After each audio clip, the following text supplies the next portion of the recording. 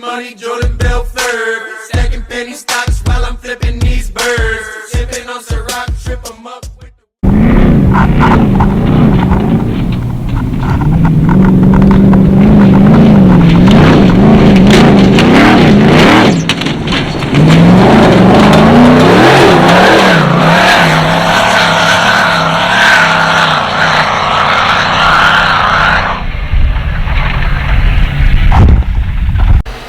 What's going on, guys? I just want to hop on here and make a quick video for you guys on a question that a lot of people ask me on Instagram, social media in general, or just walking up to me, or even friends of mine even ask me this question: is it worth building your daily driver?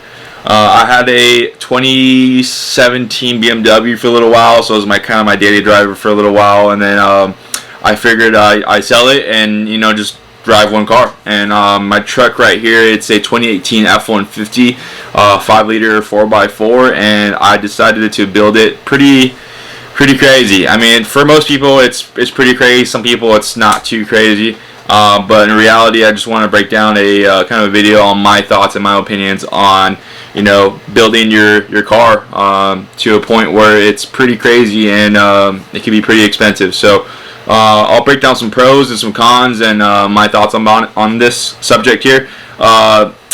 First pro is that it's pretty cool. It's unique. Building your car is always something that's unique, and it has tasteful design to it and your flavor. So I figured that's kind of a cool thing to do, and always looking back at your car is always a cool thing, and smiling.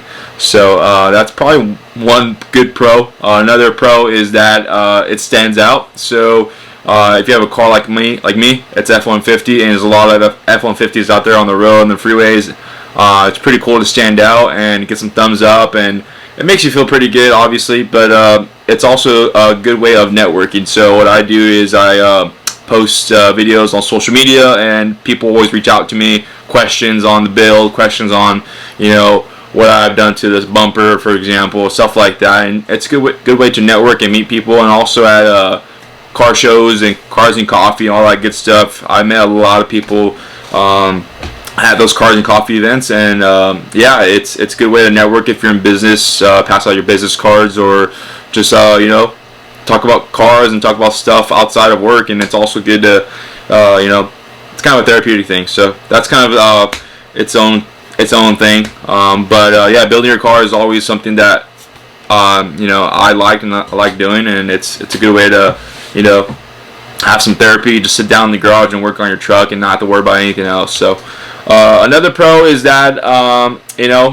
when you build your car, usually most people go aftermarket, obviously, and then they like to go upgrades. So upgrades usually are better in terms of ride quality, sound, just longevity, because some OEM parts are not really designed to last very long. So I guess number 3 wouldn't be on the list. It would be, just the longevity of the vehicle in some cases. And with my truck here, I upgraded a lot of components, so I kind of had some supporting mods to deal with the stress of components, of suspension, of high revving V8, stuff like that. So I think that's another pro in terms of building your vehicle.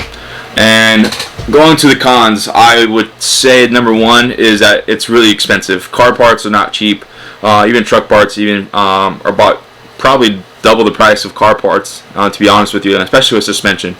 My suspension, I don't know top of my head, but I would guess it would probably be around $8,000 to maybe $14,000, in that range, without labor. So it's just parts. And yeah, I did a wide body kit. I done a lot of performance upgrades like re-gearing, cold air intake, bigger throttle body, tune, stuff like that, spark plugs. So number 1 of a con would be just how expensive it is to upgrade your vehicle. I'm sorry, excuse me. Number 2 is that another con is that police. In California where I live, it's pretty crazy with police. They like to pull over anybody, really, honestly. So I think it's really good to go under the radar in some cases and have a daily vehicle, which is a good thing to have. But if you're daily driving your car and you're building at the same time, usually it does stand out, and which can be a negative. So I would say that's number 2 on the list. And then number 3, quick thought, probably just the inconvenience of parts. So for example, if you buy a one-off suspension coilover, chances are if it breaks, you're not gonna find another one pretty quick. So you have to scavenge around on the Instagrams, Facebook Marketplace, eBay, or buy from the manufacturer where you bought it. And it usually takes a lot of time, 2 or 3 weeks if it's a custom piece. So I would think those are the 3 kind of cons of building your daily vehicle. In my case here, I've done a lot of extensive work, and I did it in a long period of time. A lot of people think that I do it very quickly and do it overnight, but it probably took me about 3 years to kind of completely build it where I wanted it to be. So I still have some upgrades I'm planning on adding, which is like Willwood brakes up front, maybe even a better tune and some 39s. So we'll see how things go, but I do plan on getting another car, which is probably going to be more of my focus on building that. So I hope you guys enjoyed this video, and if you have any questions or concerns about my truck in general, or just want to support this channel, I would be greatly appreciated if you guys subscribe, or if you guys like this video, or share. So appreciate you guys. Thanks a lot. Till next time.